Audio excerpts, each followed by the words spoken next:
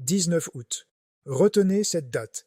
Dans quelques jours à peine, l'affrontement commercial le plus tendu entre le Canada et les États-Unis depuis des décennies pourrait atteindre son point de rupture.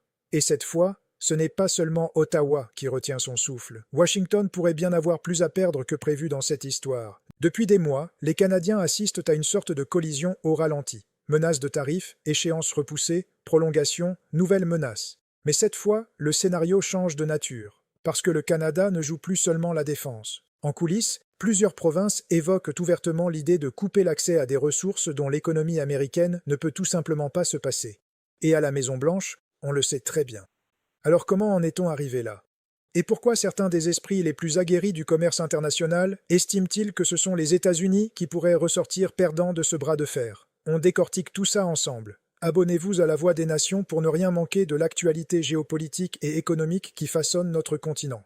Le déclencheur, la section 338. Le 20 juillet, Donald Trump a invoqué un texte de loi américain si ancien et si peu utilisé que même les avocats spécialisés en commerce international ont dû ressortir leur manuel, la section 338 du Tariff Act. Sur cette base, l'administration a annoncé des tarifs supplémentaires de 50% sur une large gamme de produits canadiens, produits agricoles, produits laitiers, meubles et boissons alcoolisées. La justification officielle, Washington accuse le Canada de pratiques discriminatoires envers les exportations américaines dans les secteurs laitiers, de l'alcool et de l'automobile.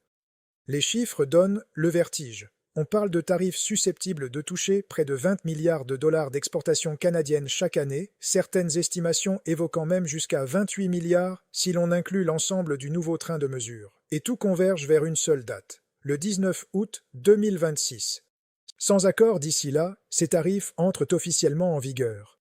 Pour les producteurs laitiers du Québec, les distillateurs de l'Ontario ou les fabricants de meubles des Maritimes, cette échéance n'a rien d'abstrait.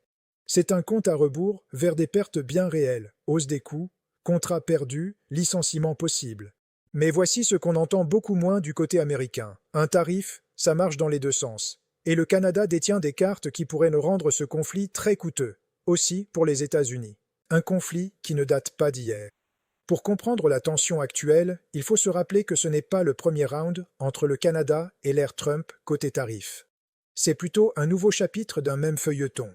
En février déjà, l'administration avait imposé des tarifs généralisés sur les importations de presque tous les pays, invoquant un déséquilibre commercial jugé persistant. Puis sont arrivées des mesures sectorielles, acier, aluminium, puis l'automobile, chacune avec son lot d'exemptions temporaires et de renégociations sans fin. Plus tard, une enquête sur le travail forcé a touché des dizaines de pays, dont le Canada, ajoutant une couche supplémentaire de droits de douane, même si la majorité des produits canadiens conformes à l'accord nord-américain ont été épargnés. À chaque vague, les autorités canadiennes ont couru après des exemptions ou des délais. À chaque fois, certaines industries ont encaissé de vraies pertes. Le bois d'œuvre, l'aluminium, les pièces automobiles en particulier.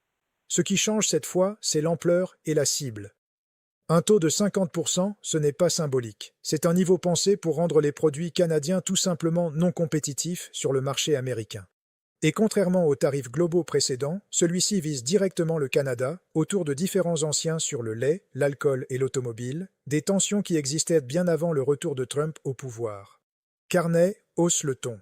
Le Premier ministre Mark Carney n'a pas caché ses intentions. En s'exprimant à Toronto début août, il a été clair, l'objectif du Canada est de régler l'ensemble des tarifs sectoriels américains, y compris ceux qui frappent le secteur automobile, avant le couperet du 19 août. Mais il a aussi lancé un avertissement que beaucoup de Canadiens ont ressenti directement. En l'absence d'accord, le Canada est prêt à durcir le ton. Il a affirmé que son gouvernement ferait tout ce qui est nécessaire si aucune entente n'était conclue d'ici la date limite. Ce n'est pas un langage diplomatique standard. C'est un Premier ministre qui annonce que le Canada n'est plus disposé à encaisser les coups sans réagir. Et il ne négocie pas en position de faiblesse. Derrière lui, une équipe de négociateurs qui, à force de rounds successifs, a fini par identifier précisément les leviers qui font réagir Washington. Le potasse, l'énergie, les vraies cartes canadiennes. C'est là que l'histoire devient vraiment intéressante. Et que l'idée que les États-Unis pourraient en payer le prix cesse d'être un simple titre accrocheur pour devenir une question de calcul économique. Quelques semaines avant l'échéance, le Premier ministre de l'Ontario, Doug Ford, a lancé une idée qui a fait des vagues. Utiliser la potasse et l'énergie comme levier de négociation. La potasse, ça ne fait pas rêver. Ce n'est pas du pétrole, ni des semi-conducteurs. C'est un ingrédient d'engrais. Mais voilà, les États-Unis importent l'essentiel de leur potasse directement du Canada, principalement de la Saskatchewan. Les agriculteurs américains, de la Corn Belt jusqu'aux régions productrices de soja, en dépendent pour maintenir la productivité de leurs terres. Si ce robinet se resserre, même partiellement, l'agriculture américaine le ressent presque immédiatement, et cela finit par se voir jusque dans les rayons des épiceries. Ensuite, il y a l'énergie. L'Ontario, à lui seul, alimente en électricité plus d'1 million de foyers américains via des exportations transfrontalières. Doug Ford a déjà brandi cette possibilité par le passé. Elle reste, selon ses propres mots, un outil sur la table. Mais tout le monde au Canada n'est pas d'accord avec cette approche. La première ministre de l'Alberta, Danielle Smith, et son homologue de la Saskatchewan, Scott Moe, rejettent catégoriquement l'idée de militariser l'énergie ou la potasse, estimant que cela nuirait autant, voire davantage, aux producteurs et travailleurs canadiens qu'aux acheteurs américains. Cette division interne, réelle, révèle pourtant quelque chose d'important pour Washington. Le Canada a des options. Douloureuses, complexes, avec de vrais compromis à faire, mais des options tout de même. Et un partenaire commercial qui dispose d'un véritable levier négocie très différemment de celui qui espère simplement la clémence. Quand les chiffres parlent, le Canada n'est pas un partenaire commercial secondaire que les États-Unis peuvent ignorer. C'est l'une des plus importantes relations commerciales de l'Amérique. Point final, des centaines de milliards de dollars échangés chaque année. Prenons l'automobile. Une seule pièce peut traverser la frontière canado-américaine plusieurs fois avant qu'un véhicule ne soit terminé. Imposer des tarifs sur cette chaîne, ce n'est pas seulement taxer des entreprises canadiennes, c'est aussi taxer des fabricants américains, des concessionnaires américains et au final des acheteurs américains. Ajouter la potasse pour les agriculteurs américains, l'aluminium et l'acier pour les constructeurs, l'électricité pour les foyers des États frontaliers, le bois d'œuvre pour un secteur immobilier américain déjà fragilisé par les problèmes d'accessibilité au logement, et on comprend pourquoi plusieurs économistes, des deux côtés de la frontière, avertissent qu'une guerre commerciale prolongée pourrait se répercuter discrètement sur les factures d'épicerie, d'énergie et de logement des Américains, bien avant que les électeurs ne fassent le lien avec ce différend commercial. C'est tout le paradoxe des tarifs douaniers. Présentés politiquement comme une punition infligée à un pays étranger, ils finissent souvent, économiquement, par peser sur les entreprises et les consommateurs du pays qui les imposent. Où en sont les négociations ? Cette semaine, le ministre canadien du Commerce, Dominique Leblanc, a rencontré pour la 3e fois en 3 semaines le représentant américain au commerce, Jamieson Greer, aux côtés de la négociatrice en chef canadienne, Janice Charette. Les deux équipes travailleraient à finaliser les grandes lignes d'un accord dans l'espoir de le présenter directement au président Trump avant l'échéance. Certains signaux sont encourageants. Selon des sources proches des discussions, Ottawa pourrait offrir des concessions sur certains points précis soulevés par Washington. Les règles provinciales encadrant la vente d'alcool américain, le système de gestion de l'offre pour les produits laitiers et les quotas sur les véhicules importés des États-Unis. En échange, l'espoir côté canadien est que Washington abandonne complètement ce nouveau train de tarifs. Mais rien n'est signé, rien n'est garanti. Et avec l'historique de Donald Trump, report de dernière minute, revirements soudains, escalades imprévues, les autorités canadiennes se préparent à tous les scénarios, y compris à voir les tarifs entrer en vigueur, au moins temporairement, le 19 août, pendant que les discussions se poursuivent. L'ancien ambassadeur canadien aux États-Unis, David McNaughton, résume la situation simplement. L'équipe Canada a bâti ce qu'il appelle un ensemble substantiel à présenter à la table des négociations. Reste à savoir si la partie américaine est tout aussi motivée à combler l'écart avant l'échéance. Pourquoi ? Ça vous concerne si ces tarifs entrent en vigueur, attendez-vous à des répercussions dans les épiceries, à la SAQ ou à la LCBO, dans le secteur de la construction et du logement, et dans l'industrie automobile, un secteur qui fait vivre des centaines de milliers de familles canadiennes, de Windsor à Oshawa en passant par Oakville.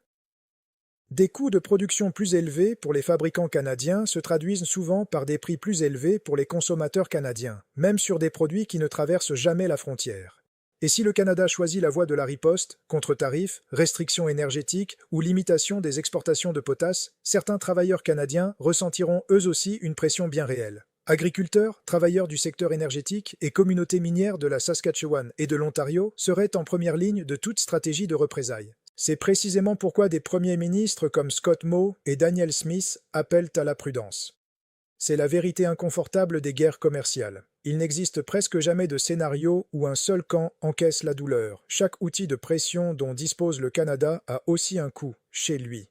3 scénarios possibles. 1. L'accord de dernière minute. Le Canada fait des concessions ciblées sur les points soulevés par Trump. Les États-Unis abandonnent les nouveaux tarifs de la section 338 et les deux camps revendiquent une forme de victoire. Ce scénario s'est déjà produit à plusieurs reprises dans ce feuilleton. 2. La résolution partielle. L'automobile se règle, mais le lait et l'alcool restent en suspens. Certains tarifs entrent en vigueur comme prévu, pendant que les négociations continuent en coulisses, avec la possibilité d'un retrait dans les semaines suivantes. C'est probablement le scénario le plus réaliste, vu la complexité du dossier. 3. L'absence d'accord. Les tarifs entrent pleinement en vigueur, et le Canada répond par de vraies mesures de représailles, contre-tarifs, restrictions énergétiques, limitation des exportations de potasse. Dans ce cas, il faut s'attendre à plusieurs mois difficiles pour les deux économies, avec des consommateurs des deux côtés de la frontière qui absorbent des prix plus élevés avant toute résolution. Lequel de ces trois scénarios se réalisera? On ne le saura probablement qu'à la toute dernière minute, comme c'est le cas depuis le début de ce conflit. Annonces, reculs, prolongations et accords conclus in extremis font partie du schéma habituel. Ce round s'inscrit dans une tendance beaucoup plus longue. Depuis le retour de Trump au pouvoir, les menaces tarifaires contre le Canada arrivent par vagues, liées tantôt aux déséquilibres commerciaux, tantôt à la sécurité frontalière, tantôt à des différends sectoriels précis. Un schéma familier se répète à chaque fois. Menaces, négociations, résolution partielle, puis une nouvelle menace quelques mois plus tard. Ce qui distingue ce round, c'est l'ampleur du tarif, 50% supplémentaire, sous une autorité légale rarement utilisée. Et le fait que, pour la première fois depuis longtemps, de hauts responsables canadiens parlent ouvertement et sans détour de représailles, plutôt que de simplement encaisser le coup en espérant un meilleur round la prochaine fois. Le 19 août n'est plus seulement une date sur un calendrier. C'est un test de la détermination canadienne, de la détermination américaine, et de la profondeur réelle des liens qui unissent ces deux économies. Parce que s'il y a une chose que toute cette saga démontre, c'est bien celle-ci. Dans une relation aussi étroitement imbriquée, personne ne sort proprement gagnant d'une guerre commerciale. La vraie question, c'est de savoir qui est le mieux préparé à en encaisser les conséquences. On surveille tout ça de près sur La Voix des Nations, et on vous tient informé dès que l'issue de ce bras de fer sera connue. D'ici là, restez informés, gardez un regard critique sur les gros titres, et n'oubliez pas que derrière chaque chiffre de tarif se cache une vraie entreprise, un vrai emploi, une vraie communauté qui attend de voir comment tout cela va se terminer. Abonnez-vous pour ne rien manquer de la suite. Les prochains jours pourraient redéfinir les relations commerciales entre le Canada et les États-Unis pour les années à venir. Et si vous ne retenez qu'une chose de cette histoire, que ce soit celle-ci, le Canada n'est pas ce voisin discret et sans influence que certains gros titres américains aiment décrire.